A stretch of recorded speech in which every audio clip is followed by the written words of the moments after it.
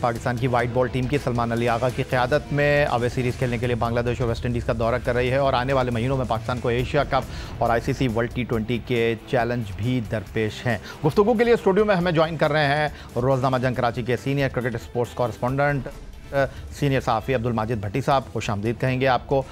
Telephone line पर हमारे साथ मौजूद हैं सीनियर सहाफ़ी और एक्सप्रेस न्यूज़ पर स्पोर्ट्स पेज के मेज़बान मिर्ज़ा इकबाल बेग साहब और हमारे साथ रिप्ले के मेज़बान डॉन न्यूज़ पर प्रोग्राम पेश करने वाले अब्दुल गफ़ार साहब भी मौजूद हैं। आपको भी खुश आमदीद कहेंगे। पहले मैं सीधा सवाल कर लेता हूं अब्दुल माजिद भट्टी साहब आपसे। अब्दुल माजिद भट्टी साहब, पाक के हवाले से कहा जा रहा था कि इतनी ज़्यादा तब्दीलियां होंगी नहीं, लेकिन फ़िटनेस टीम के लिए एक बड़ा कंसर्न यहाँ पर दिखाई दे रहा है। जी हाँ, या बिल्कुल जिस तरह आपने जो इंट्रो दिया, ये सारी फोर्स चेंजेस हैं, लेकिन इतनी ज़्यादा इंजरीज़ होना ये भी एक कंसर्न की बात है कि पिछला सीज़न पाकिस्तान का इंटरनेशनल सीज़न जो था वो भी बहुत मसरूफ़ था। फिर उसके बाद चैम्पियंस ट्रॉफ़ी पाकिस्तान ने होस्ट की, PSL फ़ौरन उसके बाद शुरू हो गई।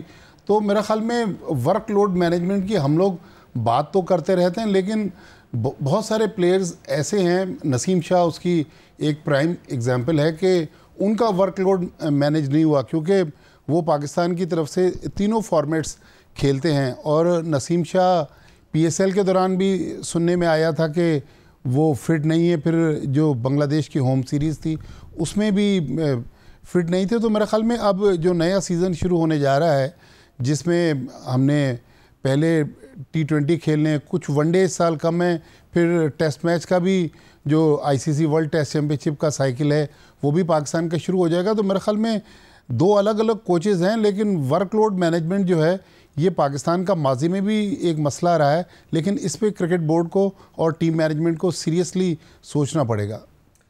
खुशामदीद कहेंगे मिर्ज़ा इकबाल बेग साहब आपको। और अचानक ये खबर आई क्योंकि 47 प्लेयर को क्रिकेट बोर्ड ने स्किल्स डेवलपमेंट कैंप में लाहौर में तलब किया, लेकिन शादाब खान 3 फेज़ में होने वाले इन कैंप में शरीक नहीं हुए और अब अचानक ये खबर आई है कि वो दाएं कंधे की इंजरी का शिकार हैं और मुमकिन तौर पर आने वाली सीरीज़ में वो टीम पाकिस्तान को रिप्रेजेंट नहीं कर सकेंगे।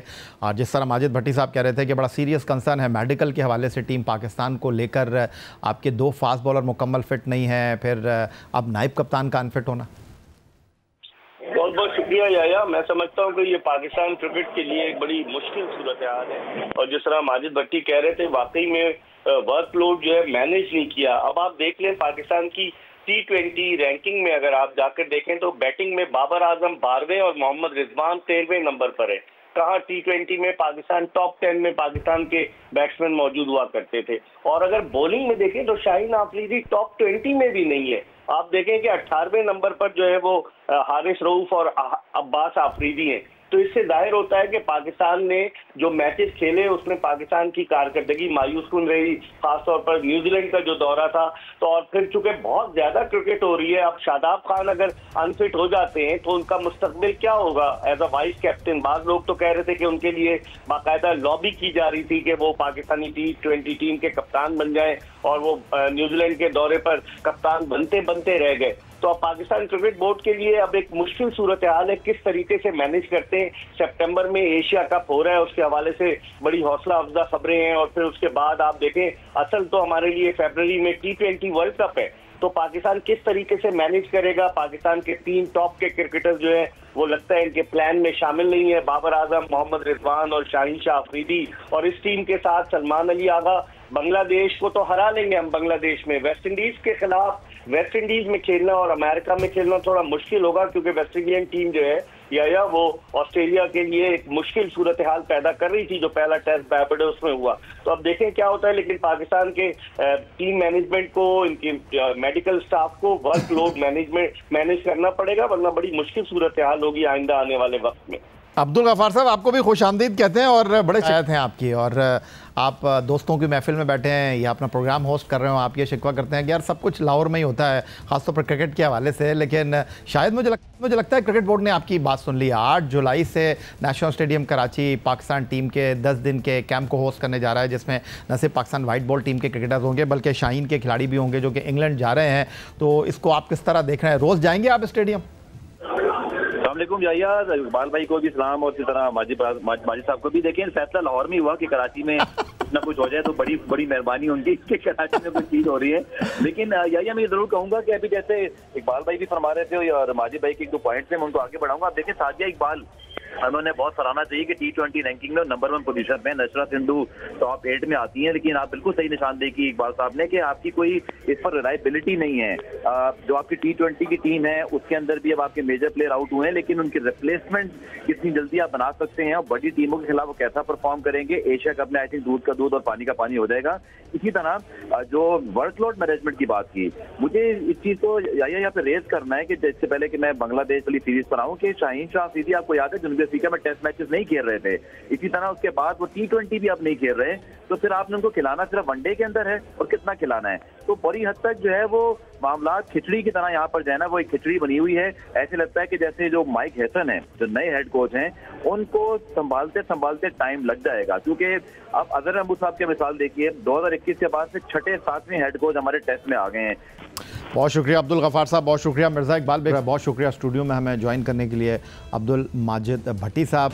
वर्ल्ड स्नूकर चैंपियन पाकिस्तान के Mohammad Asif Commonwealth snooker championship 2025 में शिरकत के लिए मॉरिशस रवाना हो गए। World confederation of billiard sports के तहत होने वाले इवेंट में कॉमनवेल्थ मुल्कों के बेहतरीन स्नूकर खिलाड़ी हिस्सा लेते हैं।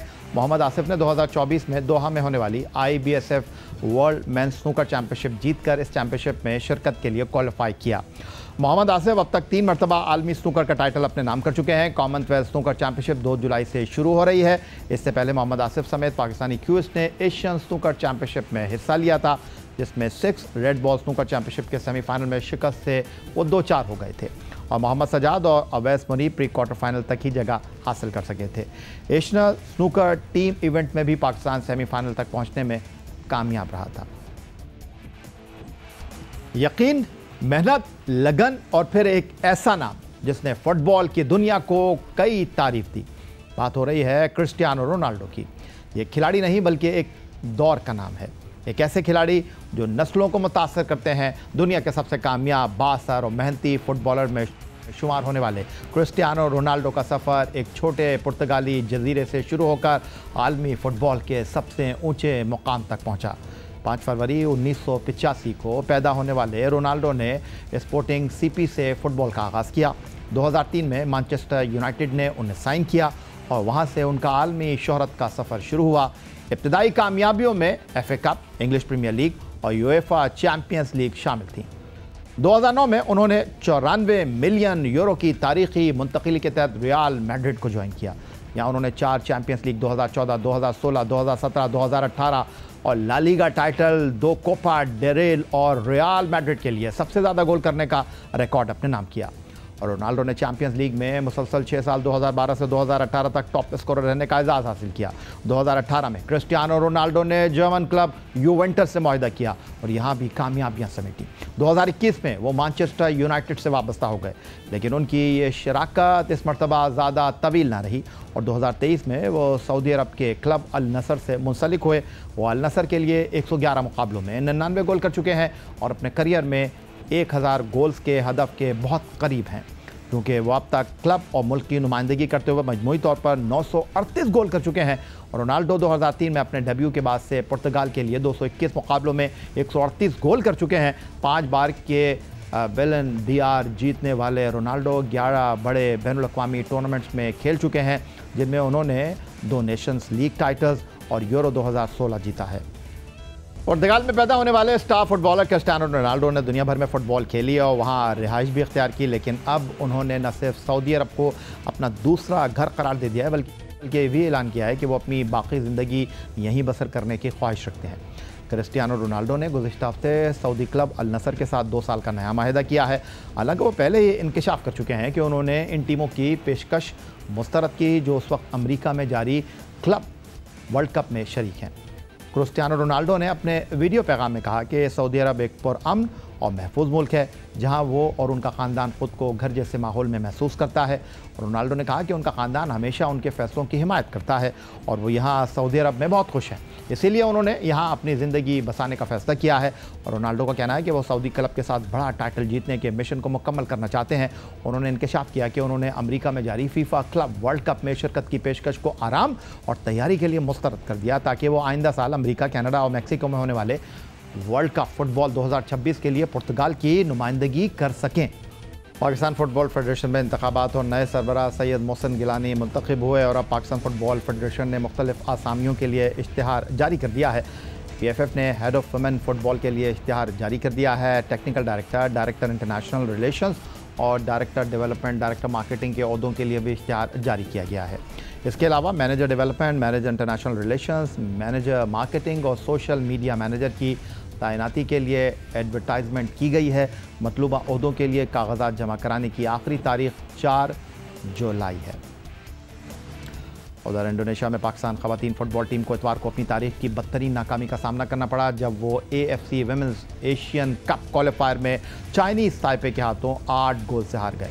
अगरचे टीम में 9 बैरून मुल्क मुकीम खिलाड़ियों को शामिल किया गया था, लेकिन कौमी टीम एक मुनज़्ज़म और मजबूत हरीफ चाइनीज़ ताइपे के ख़िलाफ़ कोई गोल तो दूर की बात खातिर खा कारकर्दगी पेश करने में भी नाकाम रही। आगाज़ से ही चाइनीज़ ताइपे ने मैच पर मुकम्मल गिरफ्त हासिल कर ली और मुसलसल पाकिस्तान की दिफाई लाइनअप पर दबाव बनाए रखा। पाकिस्तान की इब्तदाई 11 में सिर्फ 2 मुकामी खिलाड़ी शामिल थीं, जो टीम के बैरून मुल्क मुकीम खिलाड़ियों पर इन्हिसार को ज़ाहिर करता है। गोलकीपर ज़ियाना जिवराज ने इब्तिदा में चंद लम्हे ज़रूर हमलों में गुजारे, लेकिन दिफाई लाइन के गैर तजुर्बेकार होने के बायस मुखालिफ टीम ने जल्द ही मैच पर कंट्रोल हासिल कर लिया।